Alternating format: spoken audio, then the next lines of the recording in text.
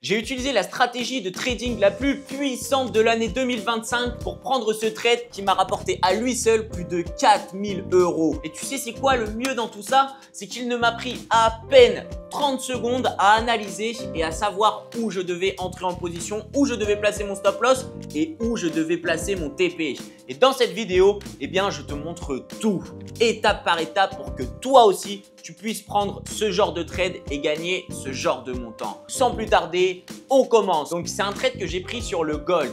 Nous étions le jeudi 23 janvier 2025.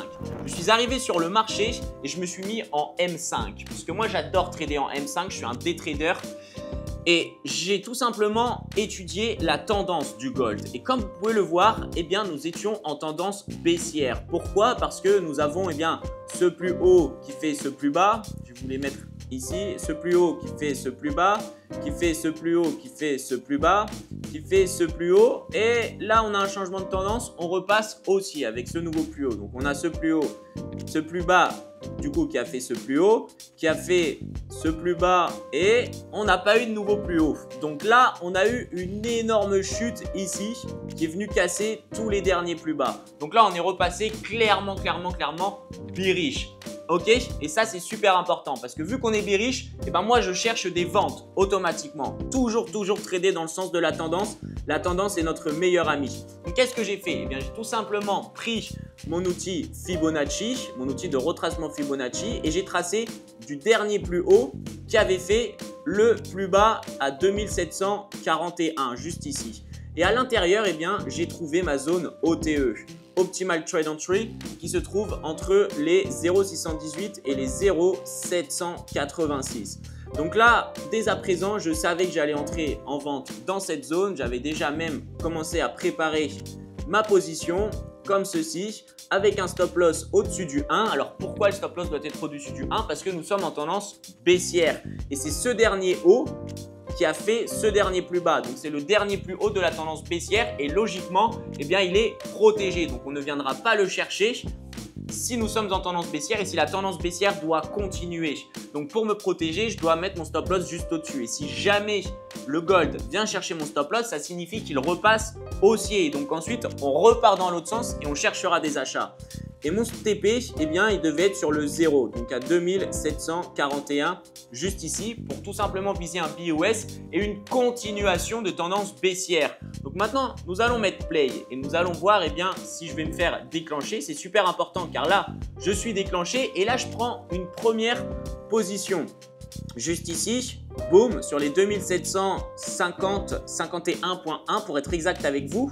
Et quand je vois qu'il continue à monter, et ben je me dis waouh, il me laisse faire une meilleure entrée. Donc moi bien sûr, eh bien, il y avait combien? Il y avait 20-30 pips de différence. Mon stop loss était à 56, à vrai dire il était à 55.7 au point 8, pardon, 55.8. Eh bien, je me suis dit, quand je l'ai vu aller à 53.57, je me suis dit, allez, je vais prendre un petit peu plus de risque et je vais refaire une entrée plus haut pour gagner un meilleur risque-reward. Et c'est exactement ce que j'ai fait. Comme je t'ai montré ici, tu peux voir que mon entrée a été faite à 27,53.57. Ok? Ensuite, tu peux voir qu'on est revenu au 51 et c'est ici où j'ai clôturé ma première position pour diminuer mes risques. C'est comme ça que je traite des fois. Quand le prix de l'actif dépasse ma zone et va encore plus haut et me laisse l'opportunité de rentrer encore plus haut avec un meilleur risque-reward, ben dans ce cas, je re-rentre toujours en adaptant mes risques. Et puis là, ben, vu qu'on est revenu juste après à mon point d'entrée, j'ai pu clôturer ma première position pour encore une fois parfaitement manager mon risque. Donc là, je suis dans le trade et maintenant, nous allons voir ce qui va se passer. On va faire encore une fois un nouveau plus haut et ensuite, boum, c'est la dégringolade. Donc, c'est bien sûr un trade que j'ai partagé sur mon canal VIP à mes membres pro. Et à ce moment-là, eh bien, lorsque nous étions ici, tu peux voir que nous avons un order block et que dans un premier temps, eh bien, le gold a réagi dessus et est reparti vers le haut. Sauf qu'il n'a pas réussi à casser son dernier plus haut des 54.49. Si jamais il avait réussi à le casser, alors là, on aurait été un petit peu dans la mouise puisque ça aurait signifié que le gold était en train de repartir haussier.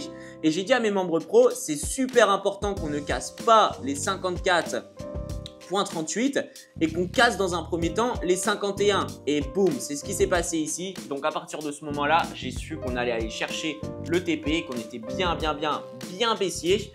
Donc ensuite, eh bien, on peut voir que le gold est allé chercher le TP. C'est un trade avec un RR de 2,18 pour environ 100 pips.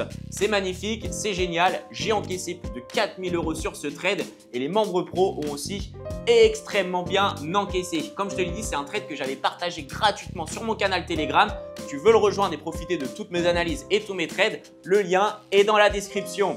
Sinon, j'espère que cette vidéo t'aura plu. Dis-moi ce que tu en as pensé dans les commentaires et let's investing!